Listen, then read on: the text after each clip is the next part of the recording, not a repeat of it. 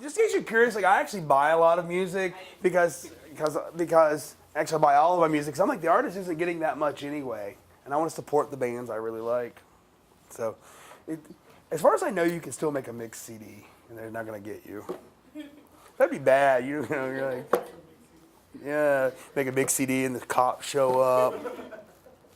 I'll just give you one final free thing. Apparently, no one listens to jazz. You know, I just want y'all to know, like, what most popular genres of music. By the way, the Downtown Library has an awesome jazz collection. They give you that for free. Yeah, they have. It's really, really good. Jazz and blues collection. There's some good stuff. Anyway, moving along. Give you an old one here. Online, the internet. Like we all know about trolls online, right? People who just go in and try and start fights. Do you think they would do that in person? No. This is an old example of an online. During quiet periods, the online interaction really got going with stories, jokes, and local gossip. Most not making it to the papers because they were far too smutty. What do you think he's talking about? The early internet? AOL 1.0? Telegraph, yes, he is talking about telegraph. Think about it though. We finally have a way to talk to people in real time across distance. What's the first thing we want to do? Yeah, or I got a dirty joke for you. You know? This is weird. It's like as soon as we get anonymity, man, we're like, I'm a part of a group called Hashing. We give each other fake names so that we have anonymity. And we do. It's like, I was actually at an event this weekend. I don't know anyone's real name. If the police were to interview me, I'd be like, well, I think someone's name was Brown. What can Brown do for you? If you can look them up in the phone book. That was his name. It's like, oh. And one of the reasons we do it is we want to encourage anonymity. Let people behave in other ways. Indivisibility can occur in other ways as well. Whether you're in a big city where no one knows you, right? So you go to Mardi Gras, you go to Panama City Beach or Fort Walton. Where do people go now on spring break? I haven't had it. What? New Orleans? New Orleans? Miami? Really? Wow. Miami, where else? Right? Like you're in Miami, no one knows you. You can do whatever you want because you're like, no one knows me. Historically, actually, if you look at the rise of the cities, this is actually interesting sociological data. With the rise of cities, there became a rise in premarital pregnancies.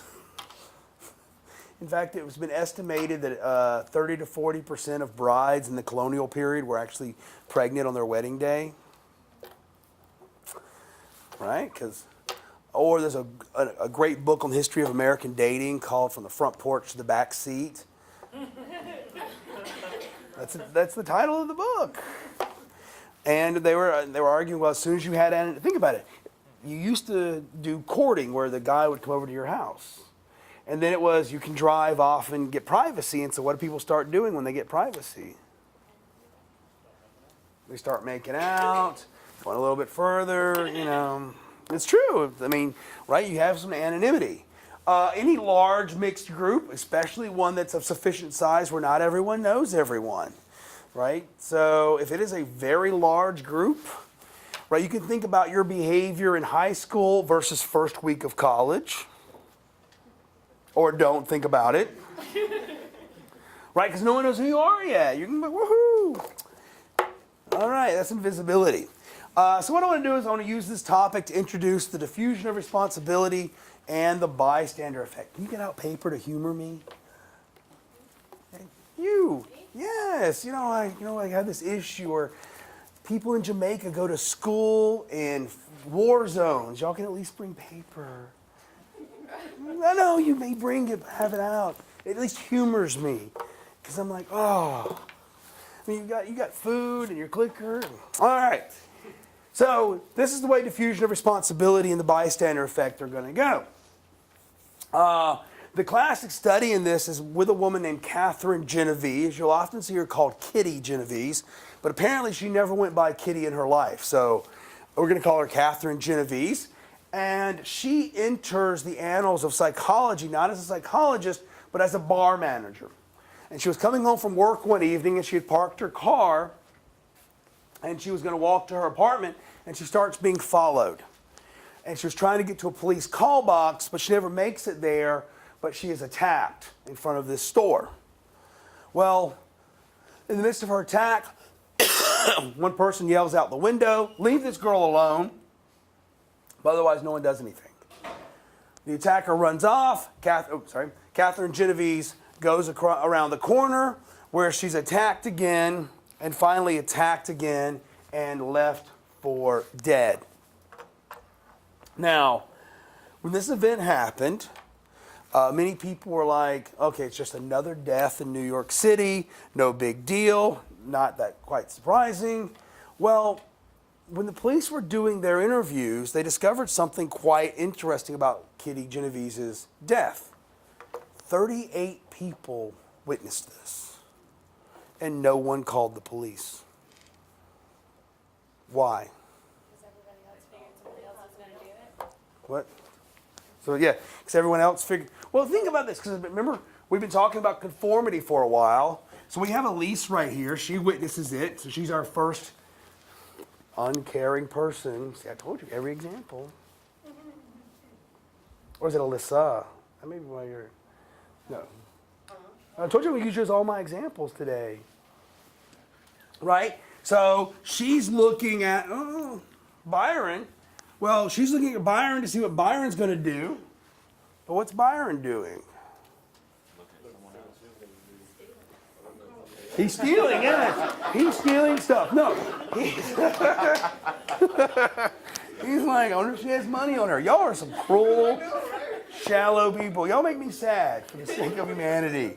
Right? No, Byron's looking at her. Well, okay, now we have a third person. We have Heather. Oh, yeah, you see, you start making smart comments, right? So, looking at Heather, but what's Heather doing? Stealing, right? No. Well, each person's looking to the other to see what each of the other one's going to be doing. Well, that's what, we haven't got there yet. Because when it was first discovered there were 38 people, people said, well, it's the anonymity of city life. Or the decay of modern life. They thought the people were cold and callous who didn't help. But then they did interviews with all of them, and guess what the people were like? You. Normal, everyday people. But each one of them is looking to the other to see what the other one's doing. And if she's looking at him and he's not doing anything, what might she conclude?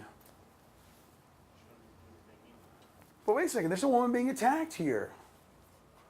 I can't follow this. Somebody else already called. So you might think someone's already called the police, but let's run a real world situation. You see there's a couple outside fighting, right? Are we all going to go rush in and get involved? No. What? It's none of your business, right? So you go, okay, this is none of my business.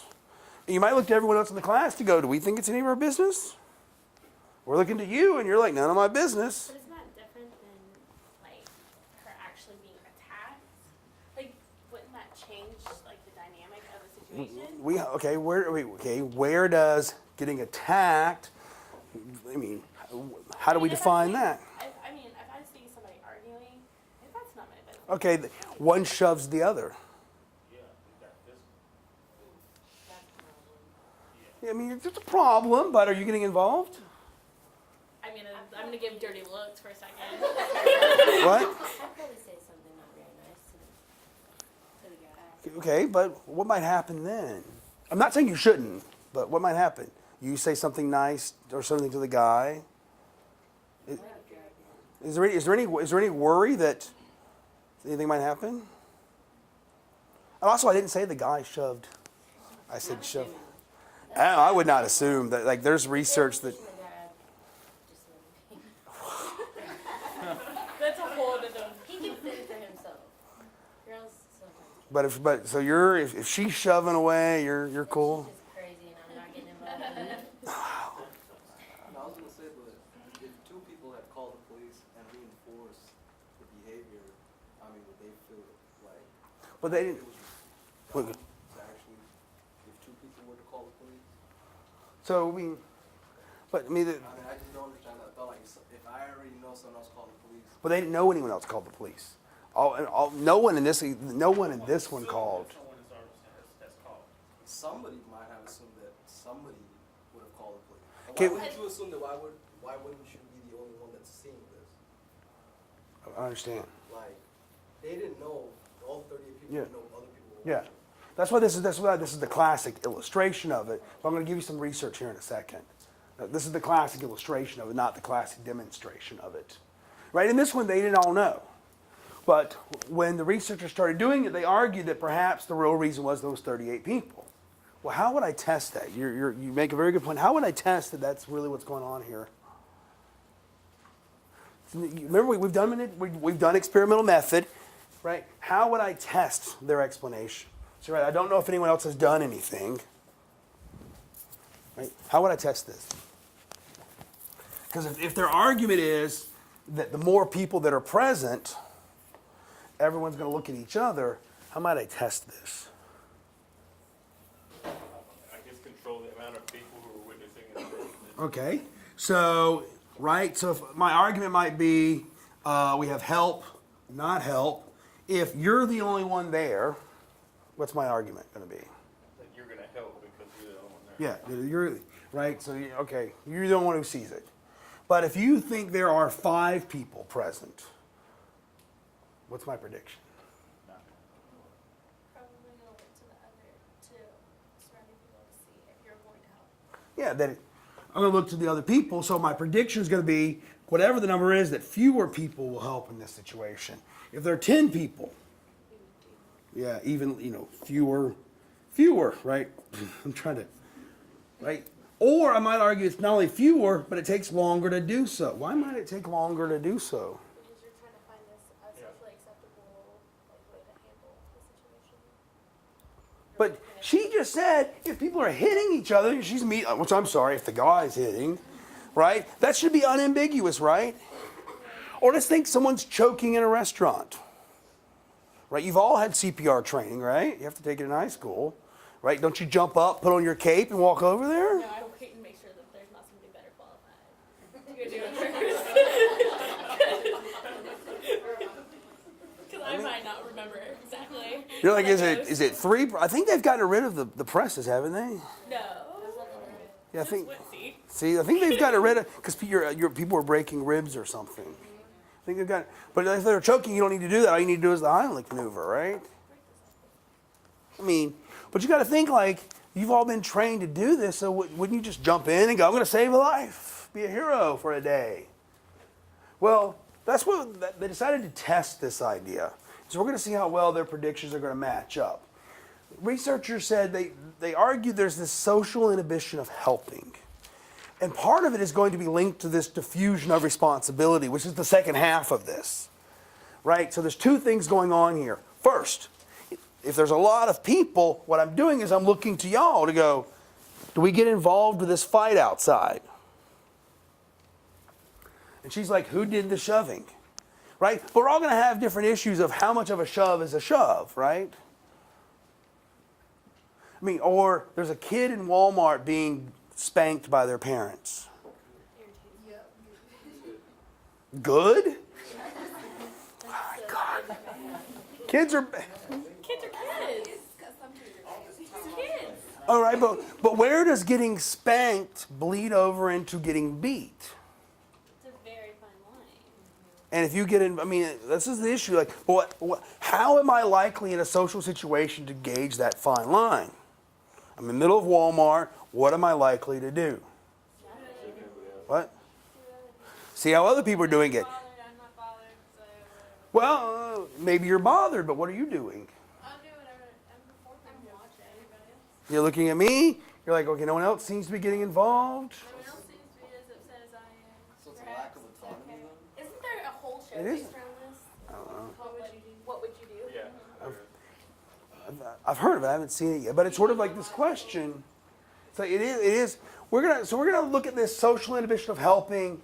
That's the first half of it. The other half is diffusion of responsibility, right? In the diffusion of responsibility, Emily doesn't help, but what can she say? If someone goes, "Why didn't you help?" No one else is No one else was helping. Why should I be the one? Right? Or you're driving along the freeway and a car is stalled on the side of the road. No one else is wrong. No one else has stopped. Why should I be the one to do so?